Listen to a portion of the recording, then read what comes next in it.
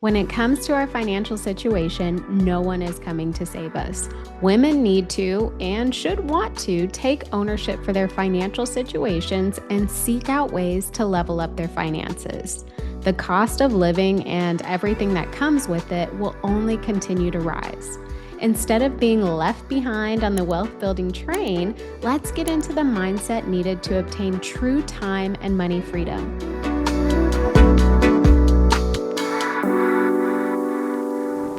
When it comes to money, there's so much more than simply knowing what to do with it. That's why I'm so excited to talk with certified financial planner Shannon Ryan today. Shannon has over 30 years of experience guiding women, individuals, and families through the emotional side of money, the side that doesn't get as much conversation as it needs. Get ready to feel empowered and encouraged to take responsibility for your financial life. Shannon is a certified financial planner, behavioral finance advocate, and author of the upcoming book, Your Money Has Feelings. She has appeared on CNBC, Good Morning America, and TEDx, focusing her work on uncovering the beliefs and wounds that silently shape people's financial behavior. Shannon lives in Manhattan Beach, California, with her husband and two daughters. Hi, Shannon. So Um, happy to have you.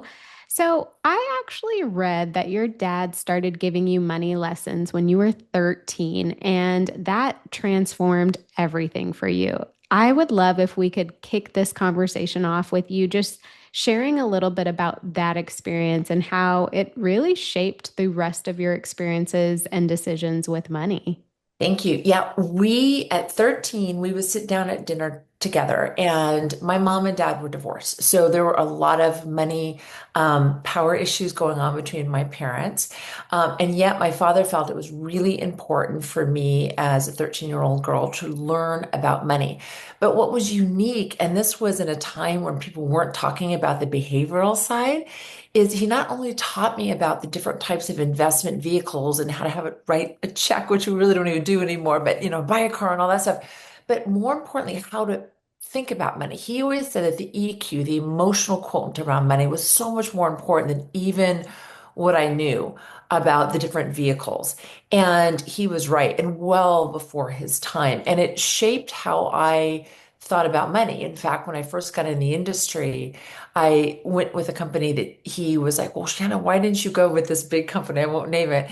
And I went with another company. I said, because of his comprehensive planning and his focus on the human, not just the spreadsheet. And you taught me that. So it was an unusual approach. And it's still, I think, something that we don't even do right today.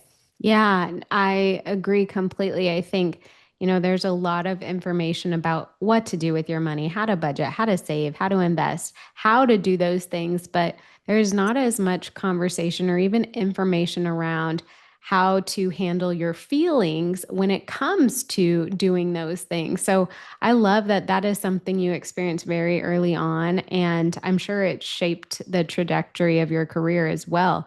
Can Yeah. you share a little bit about your background as it relates to finance? Yes, boy, I've been doing this for over 30 years. And it's interesting. I love to say that I don't just write about money. I don't just speak about money. I actually live it every single day. I saw three clients today, and I had this incredible privilege to sit behind closed doors with real people as they're going through life, meaning births of children, deaths of grandparents, sending kids to college. And there is so much more to money than just those vehicles that you mentioned. I mean, really, we can Google any of those topics or you go to ChatGPT and get a full explanation of it. But why do 77% of people still say they don't feel financially confident? And it has nothing to do with the actual vehicle or that traditional knowledge. It has to do with the behavioral side. And I have had the privilege as a CFP, I've got a master's of science in financial planning, and I'm an accredited behavioral financial advisor. But really, what I have had the privilege of doing is sitting with people one-on-one and hearing the pain and the stories and the bias and seeing things that I never really originally thought I would focus on when I was talking about money. And yet it's become more important than even the right portfolio. Yeah, I mean, I bet that is so rewarding. I think, I'm a financial coach, and a lot of times people will work with me to learn how to budget, but then they realize that there's so much more that goes into it than just simply tracking their spending, right? It's the Yeah. impulses and the emotions and the past trauma that all kind of plays a role into what they do with money. So, I can only imagine how much you've experienced over the past 30 years in doing this. And I would love if you could actually share maybe some common emotional patterns or blocks or things that you've seen over the course of your time doing this. Yeah. So I started calling what I was witnessing scar tissue. And how I came up with that is I was noticing wounds in people, meaning when people would come in, they would say they'd have a story or a bias, and they would say, well, I'm just not good with money. Or my parents never let me have what I want. So now I'm just going to buy everything and I'm just going to treat myself. And so I started hearing these stories. And what I was starting to realize really pretty early on is that we often are wounded somewhere along in our life around money, whether it's in our childhoods, our communities, expectations, could be social media. There's so many ways that we suffer financial wounds. It could be going hungry or remembering your parents argue over money. Those wounds leave what I call scar tissue, meaning muscle memory. And sometimes, gosh, Rhea, we don't even remember that it happened when we were really little, but we respond to money in ways that sometimes we don't even know why. And it's created behavior patterns in our lives that often don't serve us.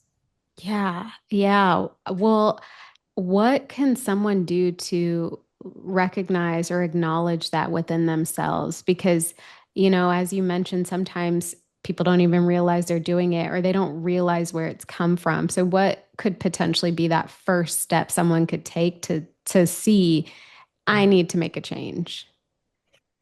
I think there's a lot of ways of going at it, and just having this conversation with you or one of your listeners listening to this conversation. And I think the incredible work you do around debt and budgeting as well helps us start to see where those pain points are for us. So when we have sleepless nights or hesitancies, those are clues to things in our lives that don't feel good. When we finally get out of debt and all of a sudden we go run our credit cards back up, that is a clue to some of your pain points.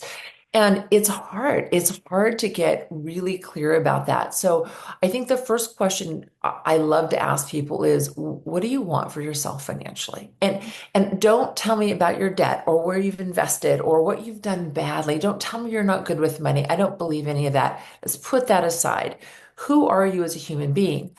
I will share with you there are people all over the world that live at poverty levels that will never be able to make decisions around their money. I recognize that. But for the rest of us, we often do have some choices around how we spend our discretionary money. And so when we can find out what's at the heart of what's most important to a human being, meaning how they want to spend it, then we can find out why they're not doing it, meaning why they're in perpetual debt. And there's so many stories we can go into, but I've seen perpetual debt. I've seen people that have tens of millions of dollars but can't spend a dime because they're worried about being a bag woman. Like, I mean, it's very real emotion to them. So the answer to it is rarely more money. I will tell you that. It's really about identifying your experience, and a lot of it does go back to childhood and community norms or society norms that we grew up in the area that, regionally too. You said something that was just so spot on. You said that, people have a choice, assuming that they can take care of themselves and make financial decisions, right? But people have a choice. They can choose what they do with their extra money or their income or their discretionary funds. And I think that's such a powerful statement because oftentimes people may not realize that, or they're just kind of going through the day-to-day motions of life and paying bills and working and all of that. But there is a choice. And I think women, especially, really need to take back that control. May not be exactly what you want it to be, right? But you get to choose every single day what you do with those funds. I agree. And I think here's what makes me sad is when you're talking to somebody, I'm sure you've had this experience too as a coach, is that you talk to somebody and somebody will say, let's give an example. I really want to travel. Like I really, my girlfriends are traveling or we're traveling as couples and I want to do this. I can't. I just don't have enough money. And it's so often when I hear somebody say, I don't have enough money. And when I start to peel back the layers and talk to them, I know you've experienced this, is you realize there was enough money. They spent it on things unconsciously through habits that did not bring them joy. So the opportunity and what they really wanted, they had enough money for it. It just flowed in a direction that now they look up and say, well, I can't do that. I don't make enough. I don't have enough. And the reality is they did, but they made different decisions that A, probably didn't make them happy, and B, they didn't take enough time to really figure out what made them happy and recognize where the leaks were so they could actually do the things they want to do. And it's actually sad. We get in these patterns of telling ourselves things that just aren't true. And it's then we feel restricted. It's like when you were young. In fact, I teach kids, parents to how to raise financially savvy kids as well. And the first thing I ask parents to do is stop saying, no, no, no, we can't afford it. We got to go when they're in Target because you've just told them, no, you can't have it what you want. Your desires aren't worth it. And I don't have time to value what you value. And here's the reality. You are worth it. You more than likely have enough money and time and resources, but don't give it away to fast food or purchases of things you don't need in and cost yourself what really is going to make you happy financially. Yeah, I couldn't agree more. And I think, a good starting point for someone who maybe has those thoughts that they really don't have enough is Mhm. to look at your spending activity. Where Yes. did your money go last month? And if you do see a lot of fast food or Amazon or clothing purchases, Mhm. that should tell you maybe you actually do have the money. You're just choosing to spend it in places that don't really serve you. Yeah. Yeah. And if those things make you happy, awesome. You don't want anything else. Like, I mean, so I'm all about no judgment, no shame. And I really want people to have compassion with themselves. But if they go back and look at those spending, in fact, one of the things that I do from a budgeting, I hate the word budget because it feels so restrictive. It's kind of like, you gotta go on a diet. I like it. I don't like the word because there's so much negative. When you take a look at what you are spending and you really open up and look at it closely. I remember having a conversation with my daughter who's 22, and she was saying, Mom, I just don't have money to do a couple things I want to do. It feels really restrictive.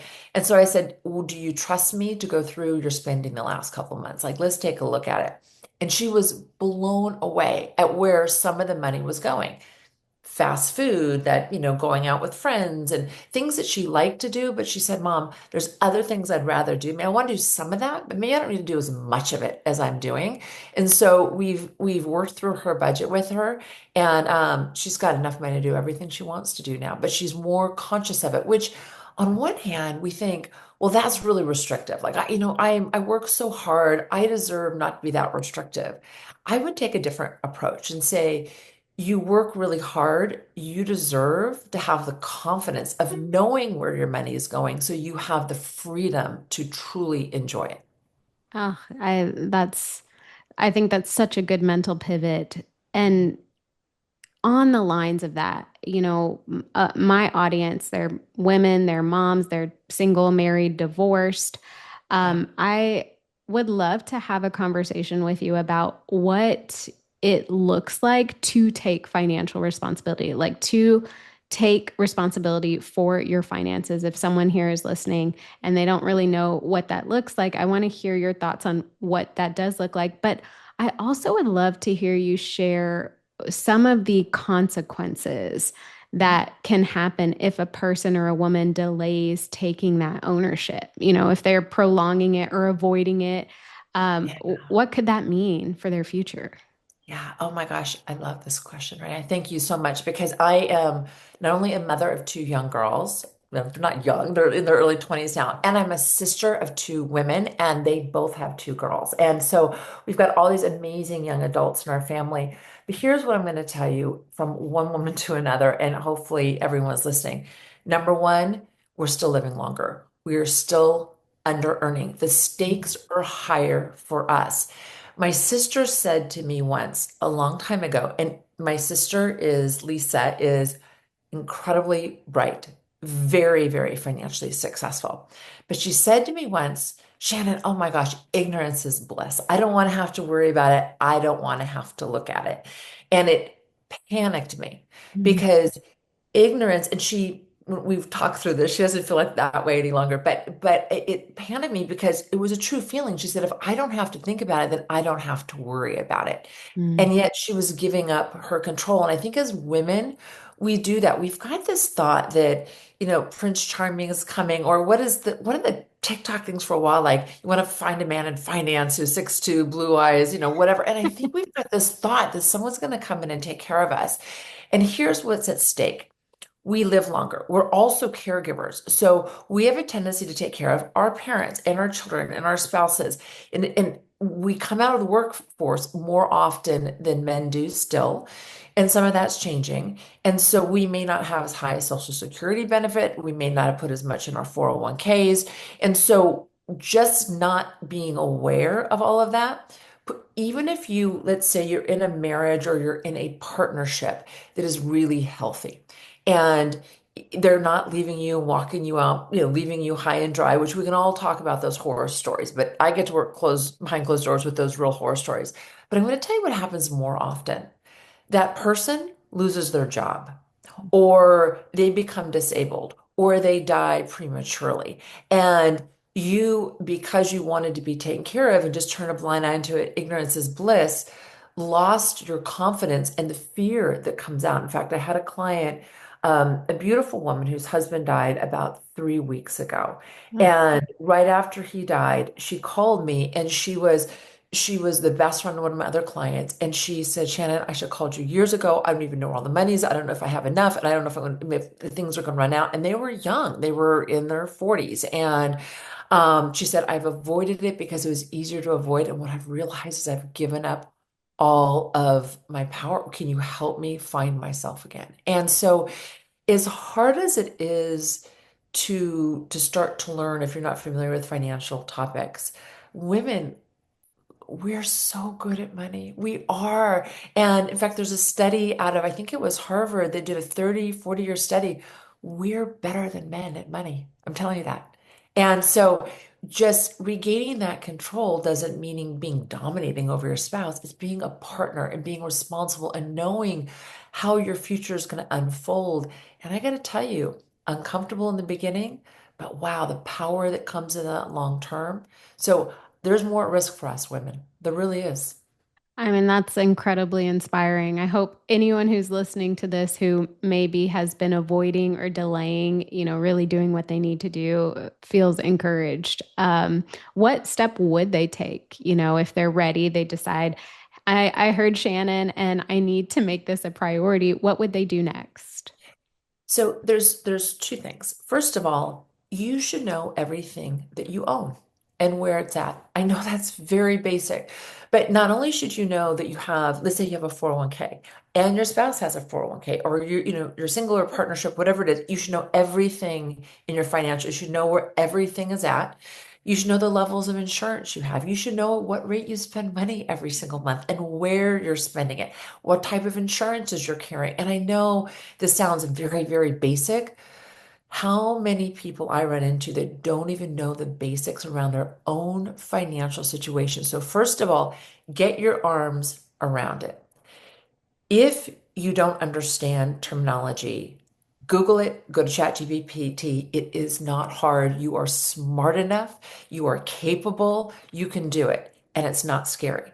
Once you understand everything that you have, then you need to start looking at, well, what do you want? Do you want to retire? I mean, what are the different, you want to educate your kids? Like, what are the things that you want? And are you in alignment with yourself and with your partner? And is your money in alignment?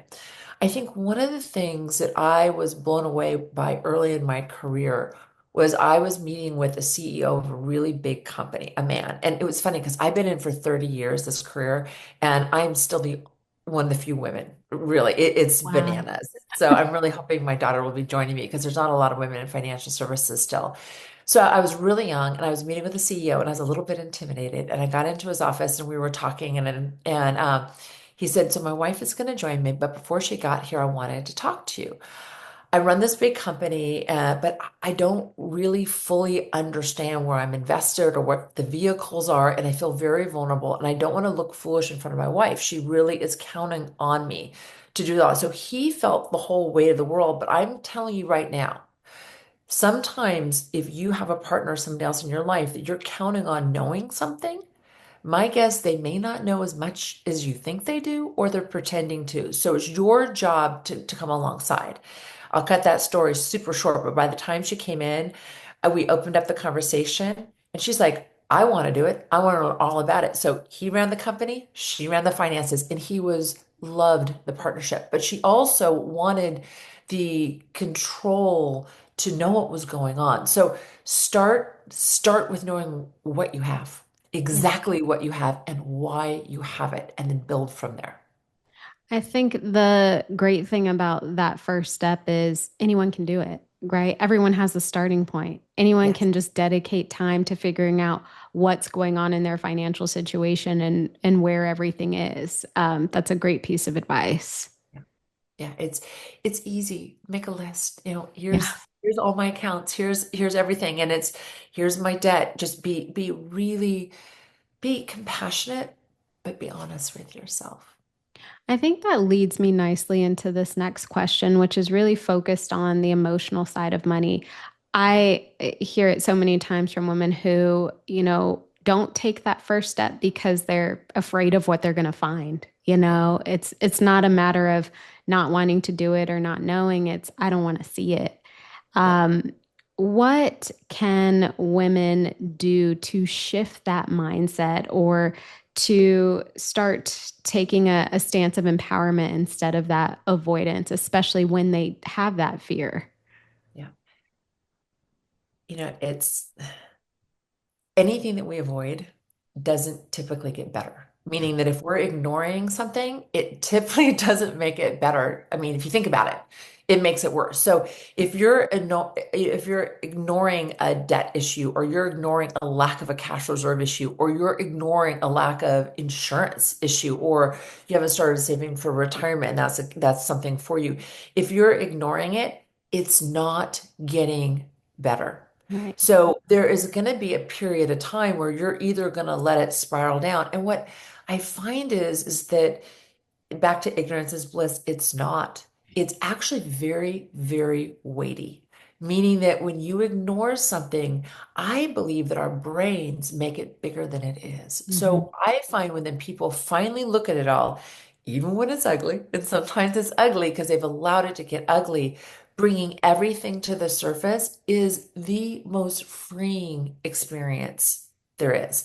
And so just do it. I mean, it's like figure it out and get it done, because you deserve that feeling of empowerment. And the only person keeping you from it is yourself. And it's like for women, for me, it's like not getting on the scale. So if I don't get on the scale, then I don't weigh what I weigh, but my pants don't fit. So it Right. doesn't make any sense, but we do it. I do it. Like I've had a huge Right. meal. I'm sorry, I don't get on the scale the next morning. I'm just telling you all right now, confessions with Rhea. But I don't. And the same thing happens with money. Like if I don't get on the scale today, but I'm good today versus that meal I had last night, then I'll get on the scale tomorrow. It's the same thing with money. Yeah. It is A is A. It is what it is. Pull it together, take a look at it, start having the conversation, because the light will come on and it'll be so much easier than running from it. I agree. And I always say to clients, like, you can't fix a problem you don't know is there, right? So you may be thinking you should do this with your money when in fact you should be doing something else, but you wouldn't know that because you don't want to look. You don't want to have those conversations with yourself. And here's a bit of encouragement. After all of these years, I have found probably 7 out of 10 times people are in better shape or can get themselves in better shape faster than they know.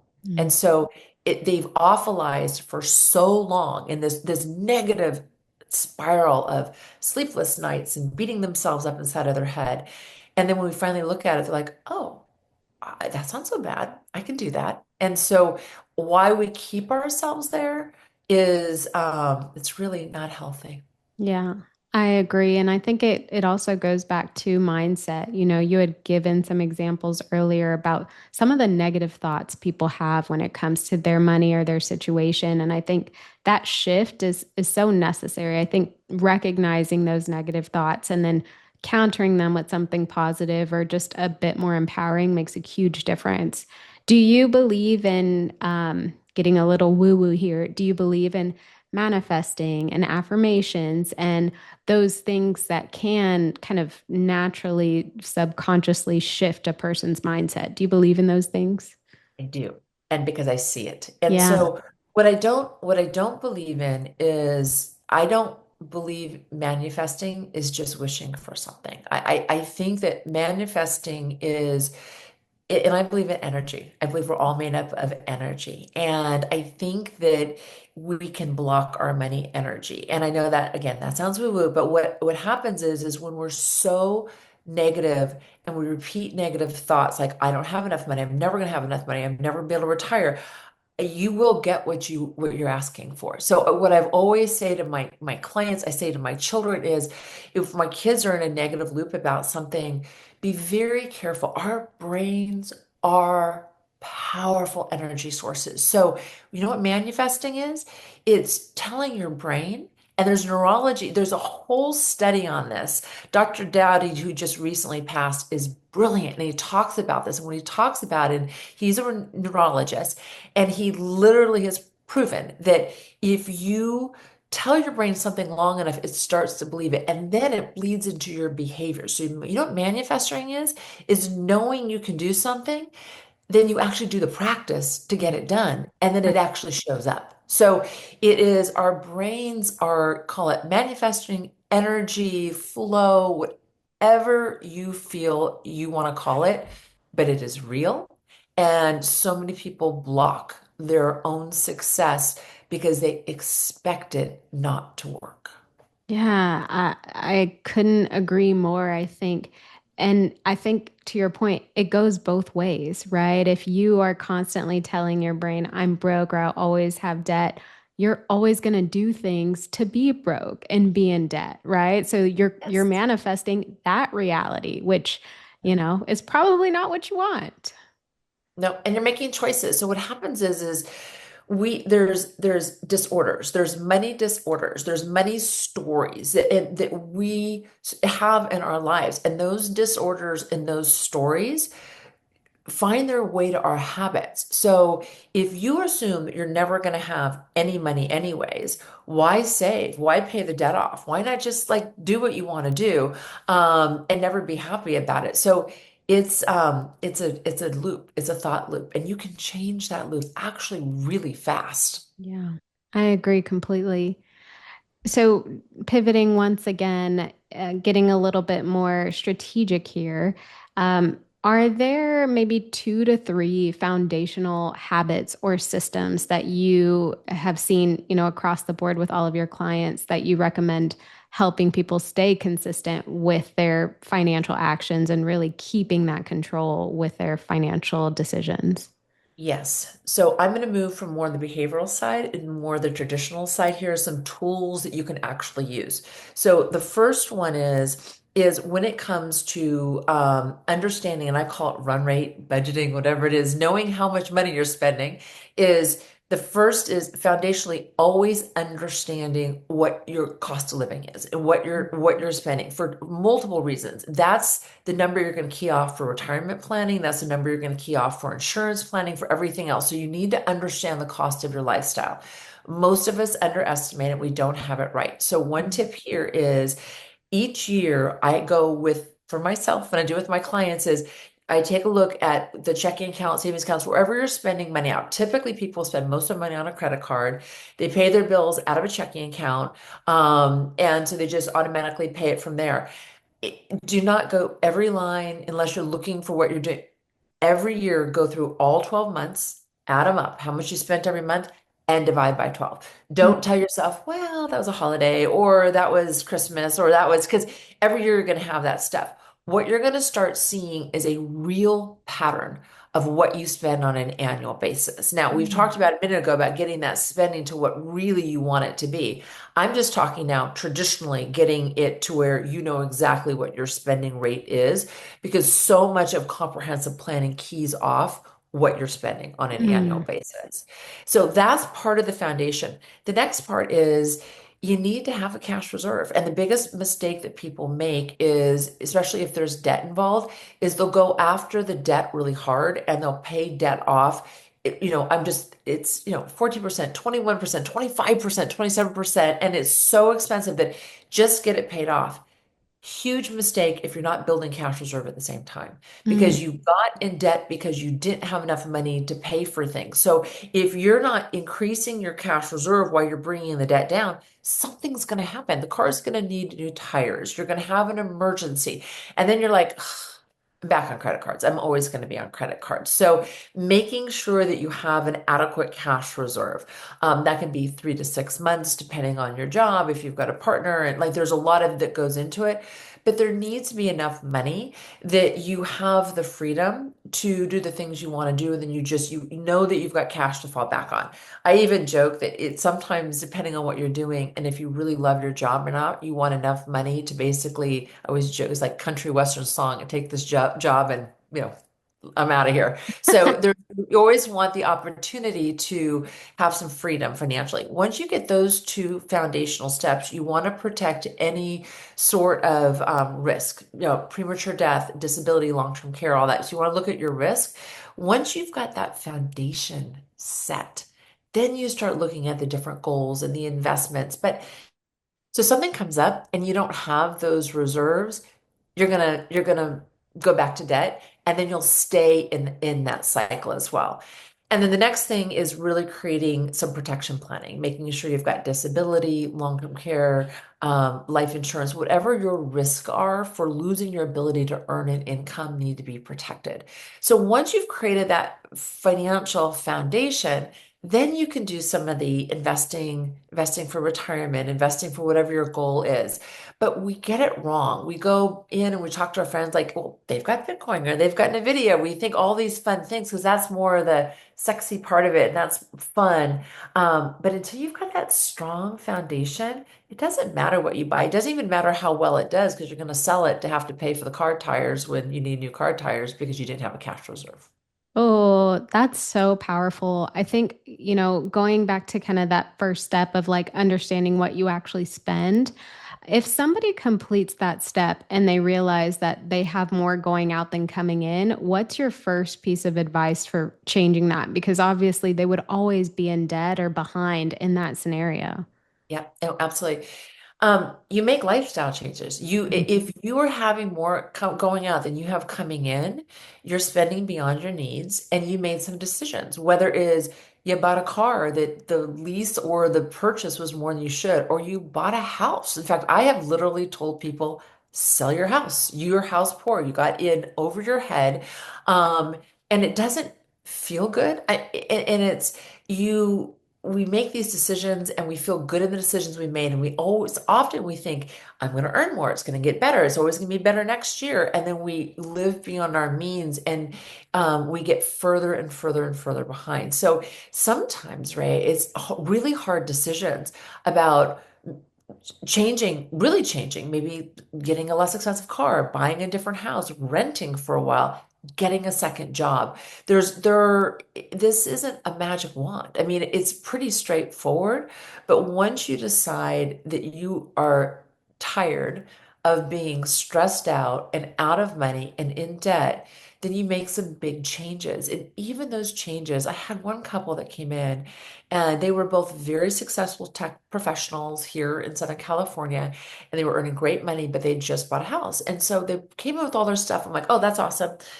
Tell me what you want. And they're like, oh, we don't have kids yet. We really want to travel. We want to do these things. I'm like, great. Are you doing it? Like, no, we just bought this house and it's really taking up most of our income and really hoping. I said, well, why did you buy a house at this level? And because you've got like 5 bedrooms and you don't need that much room. And they said, because in our culture, it is viewed as successful to have a house and to own the house and have the bigger house. And I said, well, you just told me you want to travel. So how is that working out for you? They said, Hmm. we feel house poor. And I said, then sell the house. And they both stunned silence for a minute because I just told them to do something that culturally they felt good to their parents. That they look at us, this was success to them. But they weren't happy in their Mm. success. So luckily the housing market was good. They sold the house, they bought a smaller home. They traveled the world before they started having kids and lived exactly how they wanted to live. And it was a big mind shift. But when they finally did it, they felt free. And that's where you're getting to, is finding that freedom. I think that's such a good example because, oftentimes people are seeking success from external means, right? Whether it's society, parents, family, whatever. But when you take a step back to think about what really matters to you, and if you see that your life doesn't align with that, that's a big wake up call and probably big enough to make you make some changes, right? I think also, too, sometimes people don't want to sell their home or move back in with mom or take an extra job, right? But you're gonna get to that point where you're sick and tired of being sick and tired. Yeah, absolutely. And I think you also get to the point where how long are you doing it for other people? And that's where we just don't have life satisfaction and we wonder why. And we just always think there's going to be tomorrow to find that. And we're living through other people's expectations. And it is often parents or friends or who are watching on TikTok, and we're living lifestyles that feel very empty because they're not ours. And we wonder why. But I Yeah. also see the opposite. I was going to say, Rhea, I'm sorry to jump back in, but I also see people who out earn their friends and have a lot more money because they've had a higher income. They will actually sabotage themselves down and like lose money and overspend to feel comfortable with their friend group again because their Mm. success. So I see it. It's not just somebody struggling with debt. I mean, it's truly on both sides of the road. Wow. I mean, that's an important call out, right? Because it doesn't really matter where you stand financially if you're not really looking at those traumas and those things that are impacting your decisions in a way that doesn't feel good. That's a problem. It's a problem. Yeah. Yeah. Well, we've kind of talked about a lot of different things, but one thing I want to get your take on is, at the end of the day, there's a lot to do. There are a lot of financial priorities that people have, whether it's saving and paying off debt at the same time, doing one or the other, getting ready for retirement, looking at, the risk and getting insurances in place, but also trying to enjoy life in the process, right? So, how can women realistically manage it all without burning out or just giving up altogether? Yeah. Um,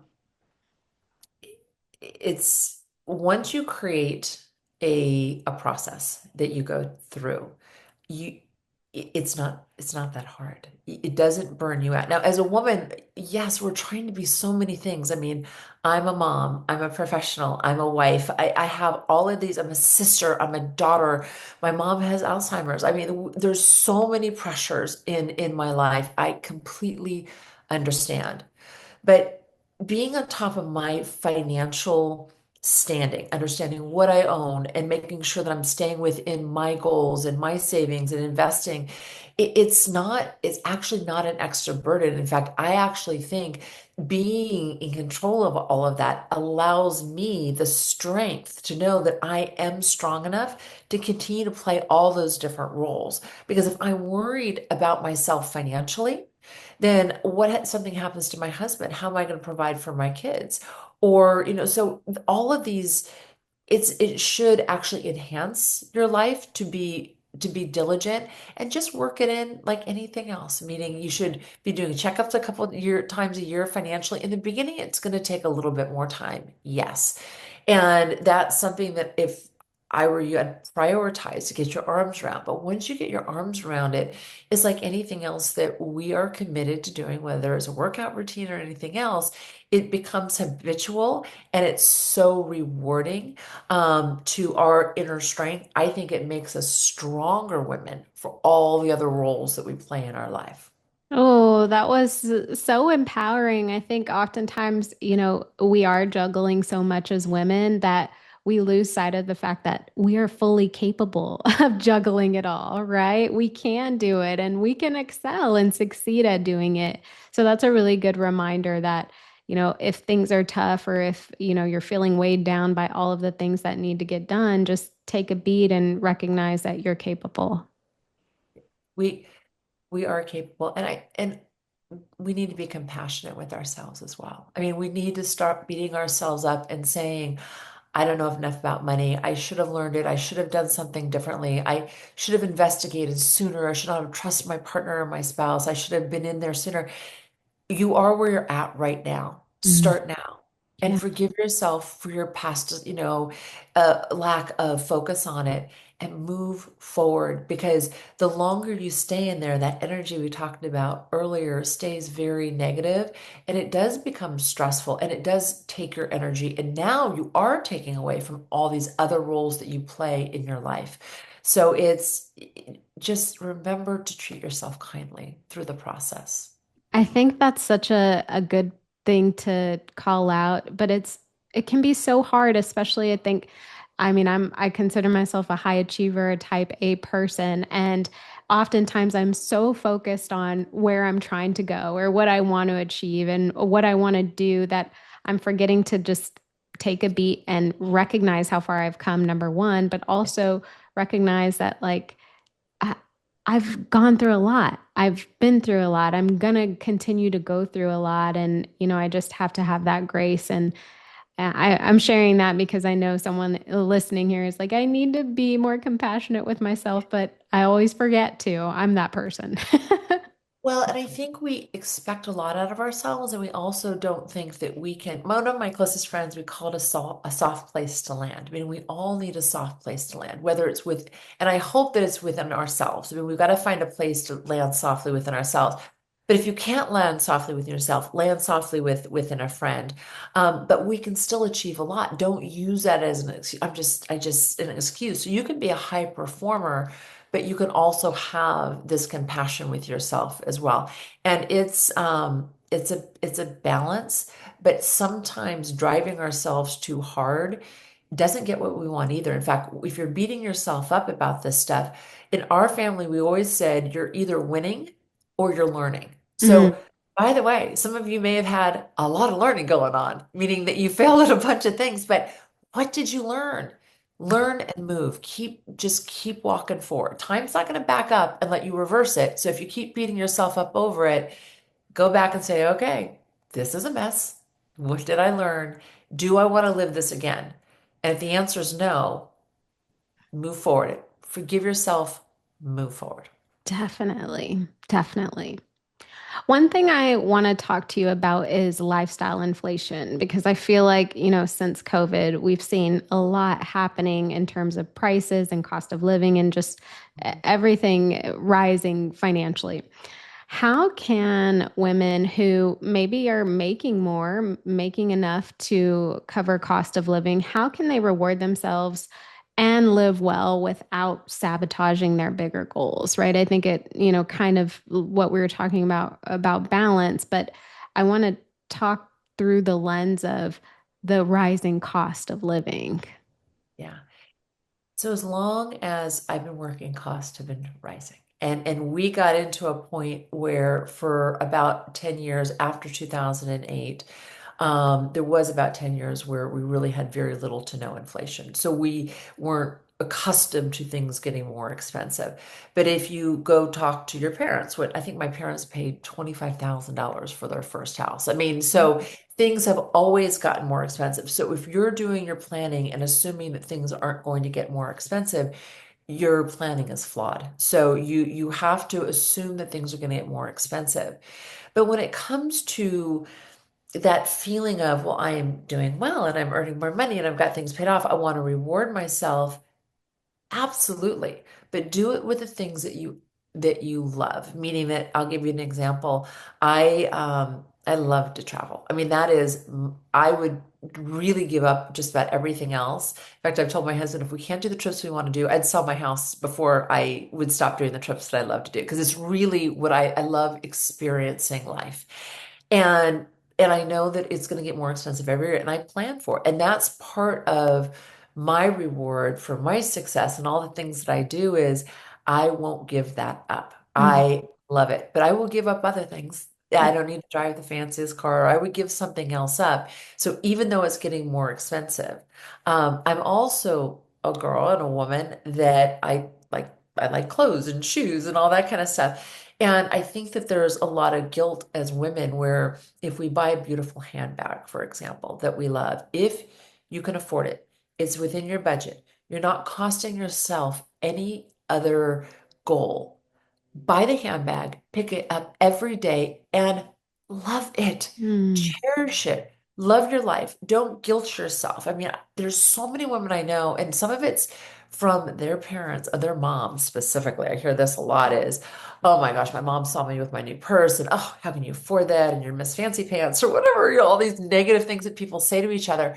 I had a friend once who we're just not that close anymore, who used to say things behind my back to other friends. Well, did you see Shannon's new purse? How does she afford that? But I'm thinking, wow. my goodness. So, but choose to, when you choose to do things for yourself financially, that's part of that energetic flow. Mhm.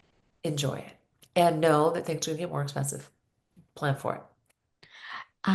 So two things I want to touch on based on what you said. First is, you know, making decisions for yourself. That has been a theme of this conversation. And I love that you just, continue to hone in on that. If a person listening wants to treat themselves to something nice and it's not at the expense of their priorities or whatnot, go for it and don't worry about what other people have to say because they don't know your situation. I think that's really important.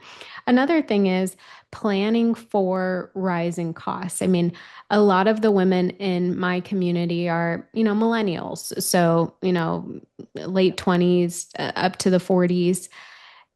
It can be hard to predict the future. It's impossible to predict the future, not hard, it's impossible. But when it comes to saving for retirement or knowing how much you'll need in retirement, especially with the way things have been increasing cost wise, what can someone do to plan for those rising costs from a long term perspective? So there's some real fundamental things. If right now I'm using about a 2.5% inflation ratio on all retirement planning. So retirement planning is a little bit tricky because it is so far in advance. Mhm. The millennials, it's my sisters and I all have millennial kids. Mine are Gen Z, mine are a little bit younger, but my other nieces are all millennials, and we talk about this all the time. And what we talk about is the regular savings starting as early as you can that your other goals will permit you if retirement is a goal. If you ever want to have the option not to work for money and have to live off your assets. Number two, you have to assume an inflation rate. I have feel historically, and I can't predict the future either, but 2.5% over the last 30 years that I've been doing it has been a really good number. If we see inflation go a lot higher, in fact, the Fed right now is really honing in on that 2%. And that's one of the reasons why he isn't lowering rates right now, because as it creeps up, he wants to get it to 2%. Mm, So they really focused on 2% inflation. So if you use 2.5% over time, and it's a little mind-boggling when you do the numbers like, oh my gosh, I have to have this much and 2%, because 2.5% per year really compounds. The right. other thing you have to remember in long-term planning is that there's some money, the way that retirement plans work is you put money away pre-tax. So when you start to take that out in retirement, you've never paid taxes on it. So you have to pay ordinary income tax on that. So when you're doing good comprehensive planning, all of those assumptions need to be baked in. And then you see this, and I wouldn't look at the overwhelming number. I mean, I've done planning with somebody who is earlier in their career and like, holy moly, I've got to have $4 million. How am I ever going to put $4 million together? This is crazy, Shannon. I would be very careful. I would say, what do I need to do today? I just need Mm, to put X number of dollars away today. I just paid my oldest daughter's very last tuition payment yesterday for her college. And it was like, wow, yay. But early in my career, because I'm older, I didn't have her till I was almost 40 years old. And so I knew early on that my husband's retirement and my daughter's education were going to be bumping up against each other. So we started really early. Whenever we get a bonus, we put a little bit of money in the 529, we did more. The 529 basically covered it. And there would be no way that I would have had that much money or been able to pay that out of cash flow without taking any debt. So, because we started so early, it were smaller amounts of money over time. And then, and you're always happy later when you did it. I'll tell you that right now. Yeah. Start now because later you're going to be really happy that you did and use everything to your advantage. But be careful about retirement savings as millennials too soon if you don't have your debt paid off in your cash reserve. Sometimes I'll see people over putting money in their 401k or 457 plan, whatever the retirement plan is, because that's what they're being told by their parents. Have you done it? It's pre-tax. Well, that's awesome until you have credit card debt that's really high and you Right. end up evading that down the road because you had nowhere else to go to get money. So Mm. there's a balance here, but yeah, there's a way to plan for the long term. And once you understand the inflation and how to bake it all in, work backwards into the smaller chunks and just be careful not to let it overwhelm you because it really can.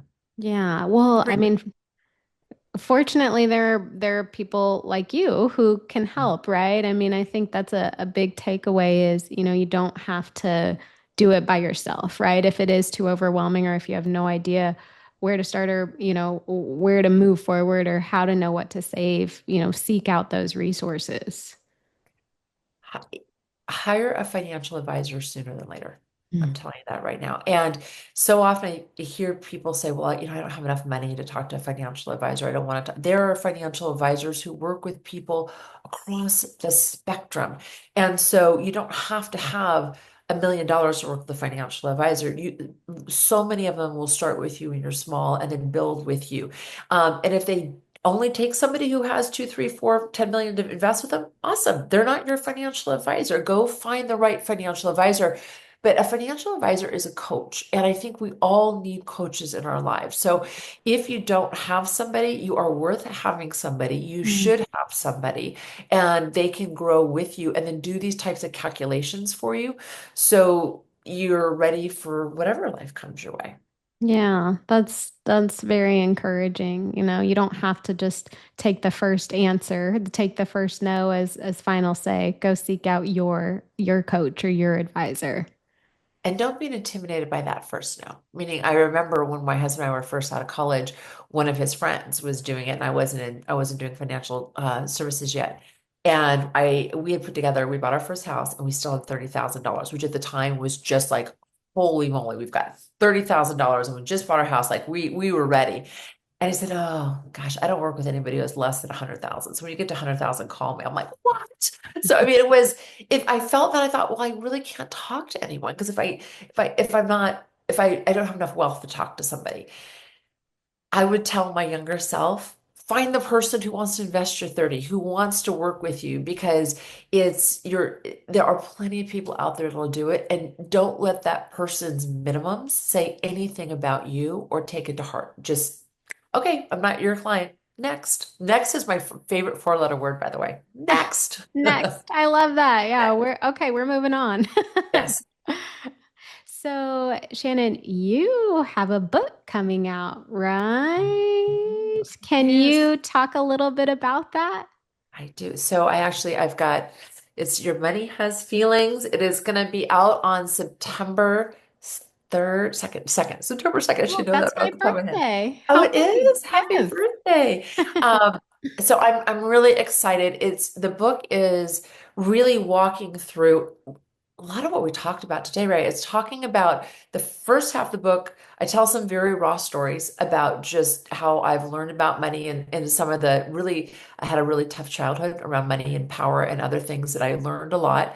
But then I go into all the different types of stories and dysfunctions and the shame, and the guilt and the fear that we feel around money and really talk about the entire behavioral side of it and tell a lot of stories because I love stories because we learn from stories. And then I move into more of the traditional, all right, Now you have an understanding. Here's how we get it done.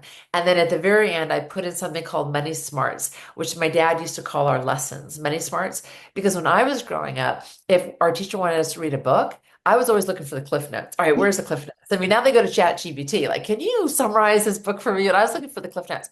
So basically, it's the cliff notes. I don't need you to read it cover to cover. I just want you to walk away with whatever is going to put your life on a trajectory of financial success and peace in your Mm. brain. Oh, I love that. And where can listeners get your book when it comes out? So if you go to my website, Shannon-Ryan, Ryan, .com, and I have a landing page there, and we're already for sale anywhere books are Oh, sold, pre-sale right wonderful. Perfect. I will make sure to link to that in the show notes. And then are there any now. other places listeners can connect with you? The website's the best place. All my information there. I'm on Instagram as well at shannon.t.ryan on Instagram. And I actually do little videos every day on Instagram as you do as well. I love your Instagram. Just helping people along the way every day. So I've got videos and ideas on there as well. But thank you for sharing all that. Oh, wonderful. Well, thank you, Shannon. This was such an encouraging and empowering conversation. And, it doesn't have to be hard. Finances don't have to be intimidating. And I think you really helped bring that to light. So it was such a pleasure. Thank you. Oh, thank you for having me, Rhea. I was excited to be on your show because of what you're doing with debt and helping women in your coaching. So thank you for being out there and doing that because it is the foundation of everything else. So congratulations on your platform. Thank you.